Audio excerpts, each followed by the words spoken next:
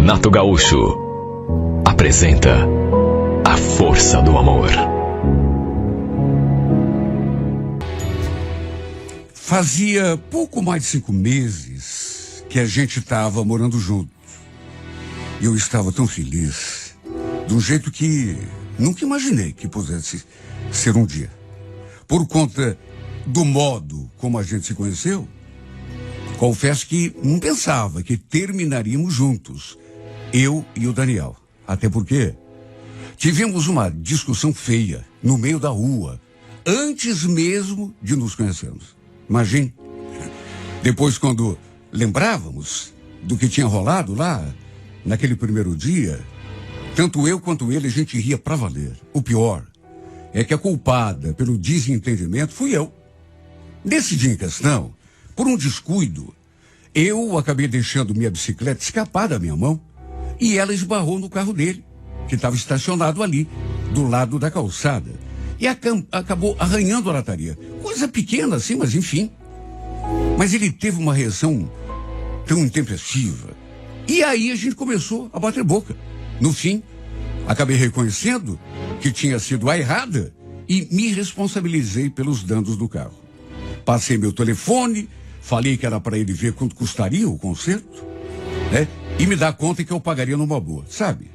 Só por aquele nosso primeiro contato, eu não gostei do jeito dele. Achei ele tão grosseiro, sabe? Só que depois, ele deve ter reconhecido que tinha pegado muito pesado.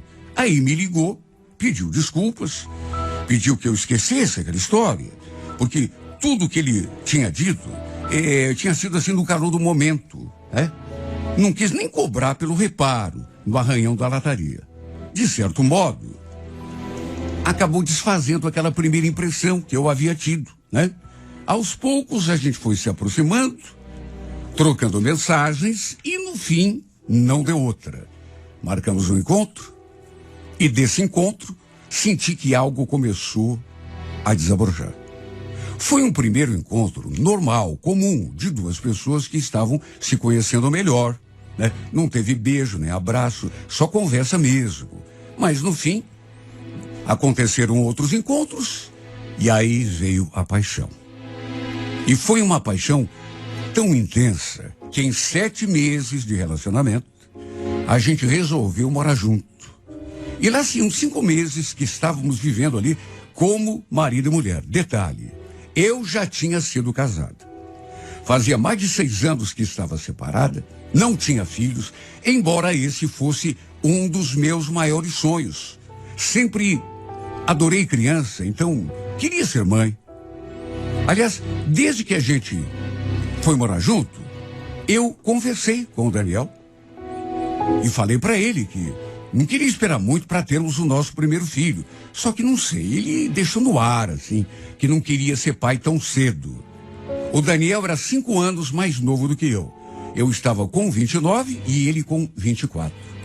E talvez pudesse ser impressão minha, mas ele não ficou assim tão entusiasmado, né, quando eu comecei com aquela conversa de filho.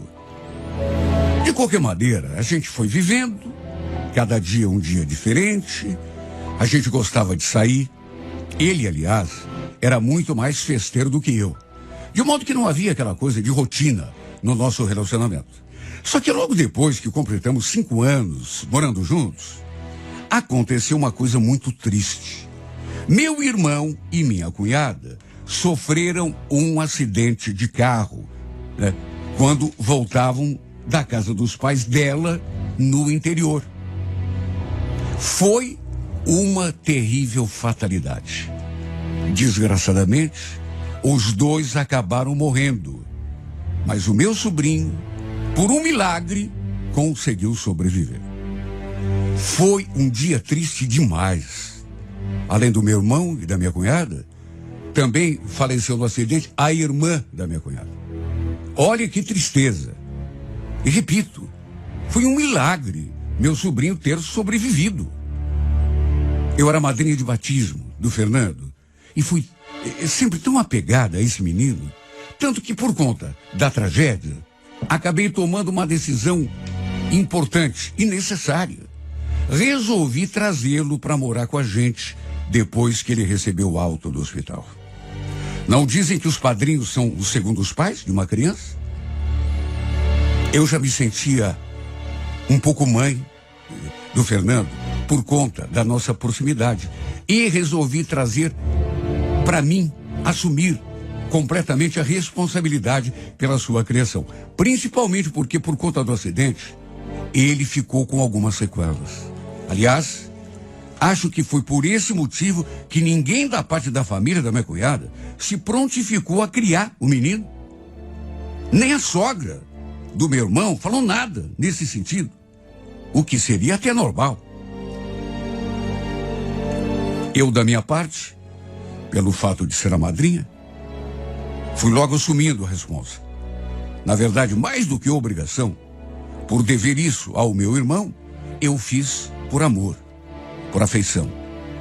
O problema é que o Daniel não gostou muito dessa minha atitude. Ficou muito, mas muito contrariado. Desde o começo, eu já tinha essa ideia de trazer o Fernando para casa para criá-lo. Só que não comentei nada com ele. Até porque eu ainda nem sabia direito como as coisas iriam ficar. Se a sogra do meu irmão ia querer levar o menino lá para casa dela. Eu sei que devia ter conversado com ele. Sinceramente, não sei nem por que não fiz isso. E ele acabou sendo surpreendido com aquela minha decisão, quando já não tinha mais jeito. Quando o Fernando teve alta e eu o levei direto para casa, o Daniel nem imaginava que a minha ideia era ficar com ele ali para sempre. Ele achou que fosse uma coisa assim temporária, tanto que não falou nada. Até me ajudou em tudo, achando que seria uma situação passageira. Mas quando conversamos e eu falei que tinha me responsabilizado pela criação do Fernando, ele, repito, não gostou. Tivemos uma conversa muito séria que acabou se transformando numa discussão. Lembro dele falando para mim: você não podia decidir uma coisa tão séria sem me consultar, né, Célia? Pois é, Daniel, eu sei, mas agora tá decidido. Eu sou madrinha dele. Eu sou como uma segunda mãe. Eu tenho essa responsabilidade. Até pode ser, mas só que do jeito que você tá fazendo, você tá querendo empurrar essa responsabilidade para cima de mim também, né? Eu não acho que isso seja justo. Você acha que é justo? Não, mas não é uma questão de empurrar nada para ninguém. Você é meu marido, puxa vida. Eu pensei que você estivesse comigo porque desse e viesse. Né? E tô. Só que uma coisa é uma coisa, outra coisa é outra coisa. A gente já tinha conversado sobre termos o nosso primeiro filho e eu sempre te falei que achava que ainda não era a hora, que era muito cedo. Eu não me sinto preparado para cuidar de criança. E você sabia disso. Aliás, principalmente uma criança que necessita de cuidados especiais.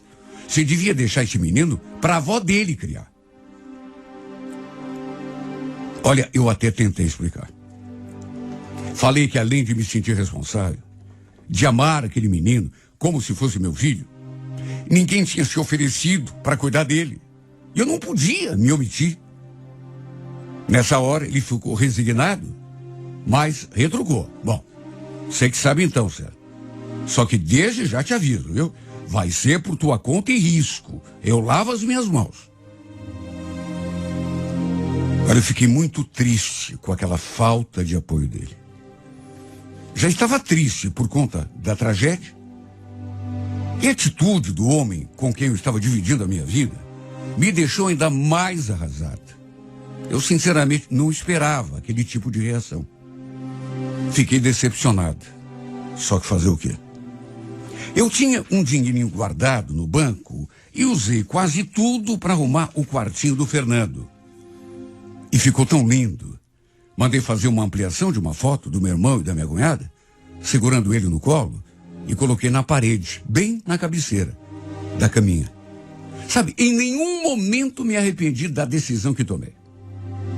Só que, como eu já esperava, acabou tendo um preço. E eu digo isso porque pouco a pouco o Daniel começou a se afastar de mim. Uma sexta-feira, por exemplo, ele saiu do serviço e, em vez de ir para casa, saiu para beber com os amigos. Pelo menos foi o que ele falou. Mandei mensagem, liguei, mas ele demorou para me dar uma satisfação. E quando fui cobrar, ele jogou aquilo na minha cara. Ué, Célia, não é você que quis fazer o papel de mãe de um filho que não é teu? Eu te falei que tirei por tua conta. Eu não vou mudar minha vida por causa de uma decisão que você tomou e sem me consultar. Olha, eu chorei tanto nesse dia. Porque, sei lá, achei que ele foi muito duro comigo. Não foi parceiro. Do jeito que eu imaginava que ele fosse. Na verdade, aos poucos, ele foi me deixando cada vez mais sozinha, abandonada, desvalorizando o nosso relacionamento a cada dia mais. Um dia, eu até tentei conversar seriamente com ele sobre o rumo que estava tomando o nosso casamento, né? Inclusive, perguntei: Daniel, você não é mais feliz do meu lado? Porque se não for, é só dizer. Eu vou sofrer, mas fazer o quê? Vou entender, né? Ele não disse nada. Ficou apenas me olhando assim de um jeito sério. E eu insisti. Se você achar que não dá mais, se quiser dar um tempo na nossa relação, então terminar tudo de vez, tudo bem. É só dizer, eu vou entender, né? Na verdade, é claro que eu não queria isso. Pelo contrário, eu queria mesmo era lhe dar um chacoalhão, para ele perceber que eu não estava gostando do modo como ele vinha me tratando. Na prática, ele estava levando uma vida de solteiro. Saía e voltava quando bem entendia. Não dava satisfação de nada. E quando eu cobrava alguma coisa, ele ficava me jogando na cara que eu tinha levado meu sobrinho para morar ali com a gente sem consultá-lo. E agora eu que aguentasse as consequências. Sabe, aquilo era desculpa para tudo. Eu, sinceramente, fui me frustrando à medida que o tempo passava. Fui me dando conta de que ele podia não ser aquele homem que eu idealizei. E a verdade é que aos poucos fui me decepcionando com ele cada dia mais. Um dia lembro que o Fernando teve febre alta e ele não quis me levar de carro até o posto de saúde.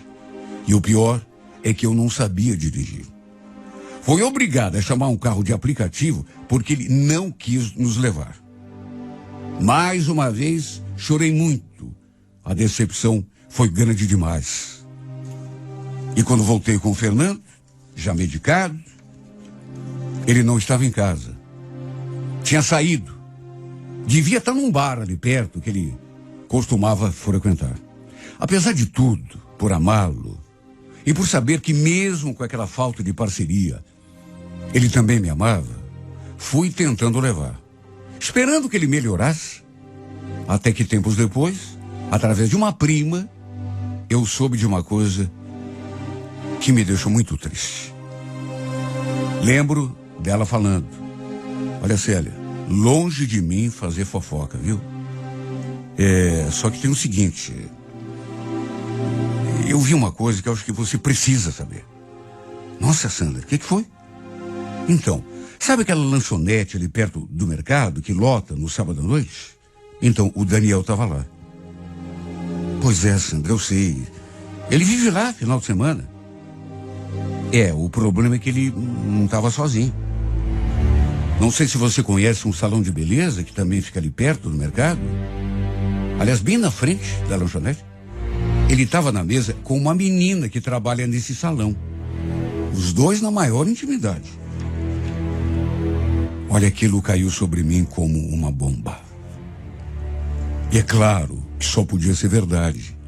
A Sandra não tinha motivo para inventar uma coisa daquelas. Eu, naturalmente, fui tirar aquela história limpo com ele, já naquele mesmo dia. E para minha surpresa, ele não negou. Já foram fazer fofoquinha para você, né? Eu sabia. Eu estava mesmo com a Lidiane lá, da lanchonete do Afonso. Só que eu não estava fazendo nada demais, viu? Ou será que conversar agora é pecado? Ele estava muito mudado. Parecia não estar nem aí para mim. E era mais do que evidente que uma hora ou outra aquilo acabaria acontecendo. Por conta do seu comportamento, porque eu repito, ele agia como se fosse solteiro. Começamos a nos desentender cada vez mais. Até que um dia, cansada, com a sua falta de comprometimento, eu falei: olha, Daniel, a gente não está mais conseguindo se entender, viu? Você quer saber? Já que você parece não está nem aí para mim, para nada que acontece nessa casa, por que você não pega tuas coisas e volta lá para casa da tua mãe? Já que você quer levar uma vida de solteiro, então que vá parar de uma vez por todas. Ele ficou olhando sério para mim, até meio espantado pela minha atitude. Não devia imaginar que eu fosse ter coragem de falar aquilo. Mas não disse uma palavra. Pegou a chave do carro, saiu para a rua e, pro meu espanto, porque eu não esperava, sinceramente, não voltou mais. Não passou nem mais aquela noite ali em casa. Só foi voltar no dia seguinte, à tarde. Só que praticamente nem olhou na minha cara. Simplesmente foi até o quarto, começou a recolher coisas dele nas gavetas e simplesmente saiu sem sequer falar comigo. Eu ainda fui atrás, parei na porta, enquanto ele entrava no carro e ainda perguntei: então é assim, Daniel? Não vai falar comigo? Ele nem se dignou a responder. E foi desse modo que chegou ao fim o nosso relacionamento. Quer dizer, de maneira oficial, né? Porque ao fim já tinha chegado há algum tempo. Depois eu soube que ele tinha andado falando de mim, e mal, para algumas pessoas, parentes, dizendo que eu tinha sido a culpada pela nossa separação. Falou mal até do fato de eu ter pego o meu sobrinho para cuidar. A verdade é que me decepcionei muito com ele. Não era o homem que eu pensava, mas não era mesmo. E ainda bem que não engravidei dele, porque certamente ele não ia me ajudar a cuidar do nosso filho. Tenho certeza disso. E eu digo isso porque tempos depois tive a comprovação de que ele realmente andava saindo com aquela menina do salão. Ou seja, já andava me botando chifre desde aquela época. E depois, como se fosse pouco, tive certeza de que ele não era aquele homem de caráter que eu imaginava. Não era o homem que, repito, eu idealizei um dia. Porque engravidou aquela moça com quem ele andava saindo, a tal Lidiane, e acredite quem quiser, tirou o corpo fora quando soube da gravidez. Eu nem sei porque me vieram me contar essa história. Claro que fiquei incomodada, arrasada, pelo fato de ele ter engravidado a menina, porque, querendo ou não, apesar de tudo, eu ainda gostava dele, e muito. Estava sofrendo com o nosso afastamento. E, ao mesmo tempo, também fiquei muito decepcionada pela atitude de moleque que ele teve ao deixar a menina de lado depois que ela tinha engravidado dele. Eu não devia ter feito aquilo, mas no impulso, liguei para ele para tirar a história limpo. E quando perguntei se era verdade, ele foi tão grosso comigo. E se for verdade, Célia, por acaso você tem alguma coisa a ver com isso? Oh, larga do meu pé, mulher, a gente não tá mais junto. Sei por que você tá me ligando aí para me cobrar uma coisa que nada a ver, né? Cuida aí do teu filho postiço, que você ganha mais. Depois disso, decidi botar uma pedra em cima da nossa história. Virar a página de vez. Foi o maior engano da minha vida e agora eu já não tinha mais dúvida. Resolvi tirá-lo de uma vez por todas do meu pensamento. E tratei de concentrar minha atenção na criação do meu sobrinho, até porque esse menino precisa muito de mim. O que aconteceu entre mim e o Daniel iria acontecer de um jeito ou de outro. Mais cedo ou mais tarde, ele deixaria a máscara cair, né? E mostraria quem é de verdade, porque, sabe, isso tudo, até eu ter trazido o meu sobrinho para morar comigo, era tudo desculpa. Se fosse filho da gente, se ele tivesse me engravidado, Sabe, seria a mesma coisa que com o sobrinho. Até porque ele não engravidou a menina e caiu fora. Seria a mesma coisa. Não é questão de ser meu sobrinho, de não ser filho dele. É questão que ele não tem caráter. Ou seja, repito pela milésima vez, não era o homem que eu imaginava. Estou sofrendo, não vou negar. Até porque não se tira uma pessoa do coração de um dia para o outro. E sofrendo mais do que queria admitir a mim mesma. Mas quer saber? Foi melhor assim. Eu vi que ele não era a pessoa que eu imaginava. O homem que um dia eu idealizei só existia aqui na minha cabeça. E é por isso que, mesmo sofrendo, eu digo que o fim do nosso relacionamento foi doído, mas foi a melhor coisa que podia ter me acontecido na vida. Foi sem dúvida nenhuma, além de uma coisa que precisava acontecer, foi um verdadeiro livramento de Deus. Eu gostava dele. E se ele me amasse, na mesma proporção, estaremos juntos até hoje. Mas não foi o que aconteceu. Eu o amava de verdade e ele passou um tempo comigo. Como passou um tempo depois com aquela menina que ele abandonou grávida. Era só isso que ele queria.